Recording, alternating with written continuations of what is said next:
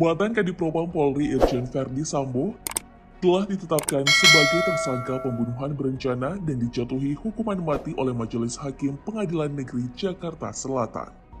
Verdi Sambo bukan perwira tinggi Polri pertama yang harus mengakhiri karirnya karena terjerat kasus. Ada banyak perwira Polri yang bernasib sama.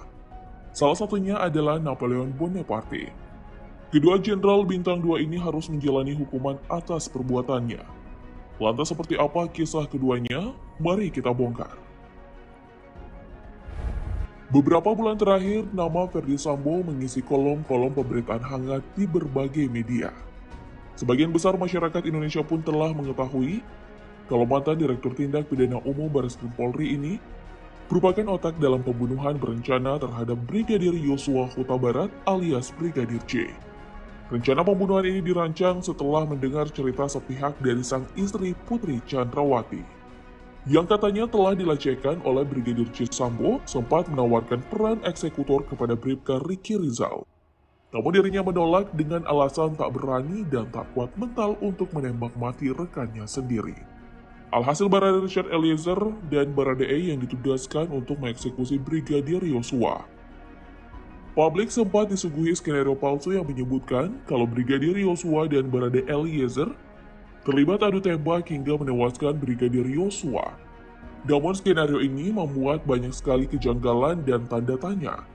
Hingga pada akhirnya terkuaklah skenario sebenarnya, dan bersamaan dengan ditetapkannya 5 orang terdakwa yakni Verdi Sambo, Putri Chandrawati, Richard Eliezer, Ricky Rizal, dan Kuat Maruf.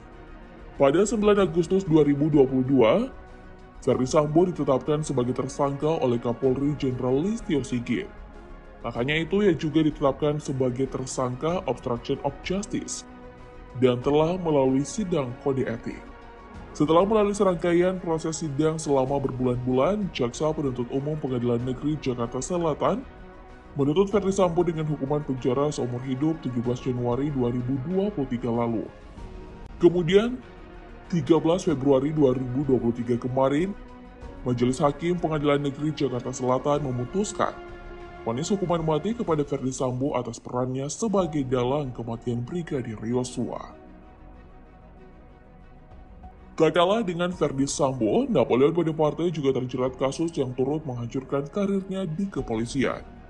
Napoleon terlibat dalam skandal pelarian buron Joko Chandra yang telah menjadi buronan sejak tahun 2009.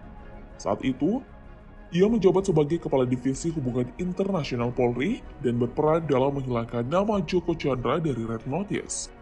Red Notice adalah sebuah pemberitahuan yang digunakan oleh Interpol untuk mengidentifikasi seorang buronan internasional. Napoleon pun terbukti menerima suap sebanyak $350.000 Amerika Serikat atau setara dengan 5,1 miliar rupiah dan $200.000 Singapura atau 2,1 miliar rupiah. Awalnya, kasus ini mencuat ke publik setelah Masyarakat Anti Korupsi Indonesia atau MAKI membeberkan sesuatu yang mengganjal pada kasus Joko Chandra. MAKI menyebutkan bahwa ada keterlibatan dari aparat kepolisian dalam hilangnya nama Joko Chandra dari daftar Red Notice Interpol. Hal ini pun kemudian dibenarkan oleh Kepala Biro Penerangan Masyarakat Divisi Humas Polri, Brigjen Awi Setiono, dengan menyatakan tindakan ini merupakan pelanggaran kode etik.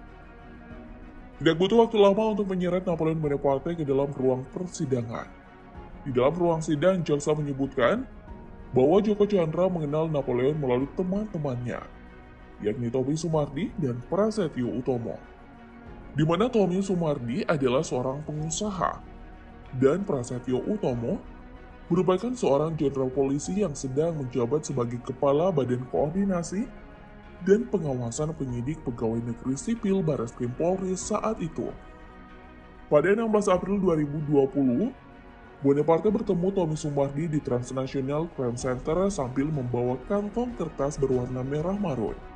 Sehari setelahnya, Bonaparte kembali bertemu Tommy, yang turut ditemani oleh Prasetyo Utomo. Lalu pada 28 April 2020, Bonaparte diketahui menerima uang sebesar $200.000 Singapura. Kemudian keesokan harinya, ia kembali menerima uang sebesar $100.000 Amerika Serikat. Berlanjut pada 4 Mei 2020, Bonaparte lagi-lagi menerima uang sebesar 150.000 dolar Amerika Serikat.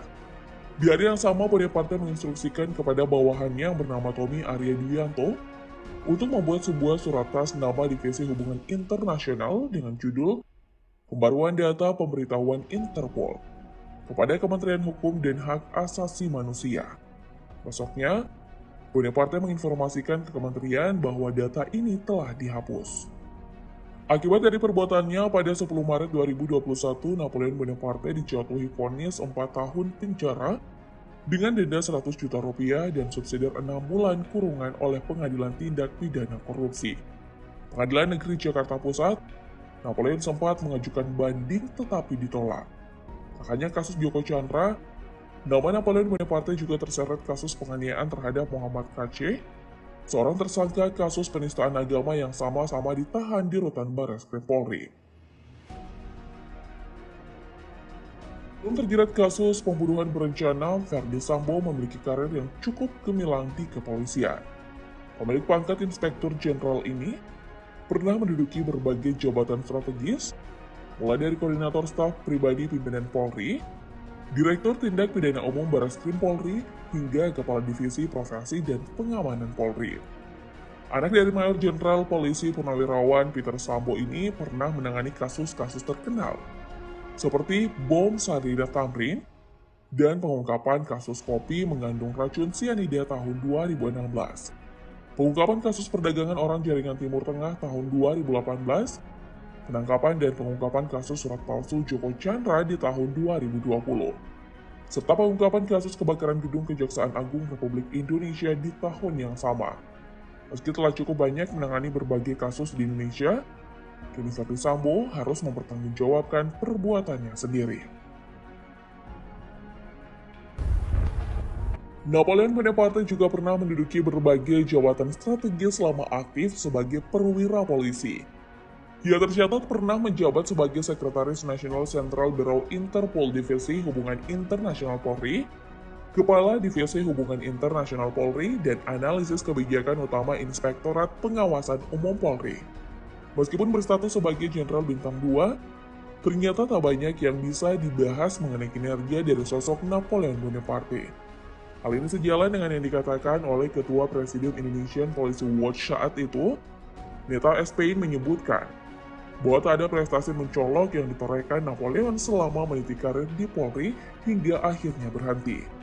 Padahal ia merupakan personel Polri yang terbilang cukup senior di Korps Bayangkara. Meskipun pernah menjadi perwira dengan pangkat dan jabatan tinggi di Polri, namun Verdi Sambo dan Napoleon Bonaparte kini mendekam di balik jeruji besi. Karir keduanya hancur karena perilaku yang tak sepantasnya mereka lakukan.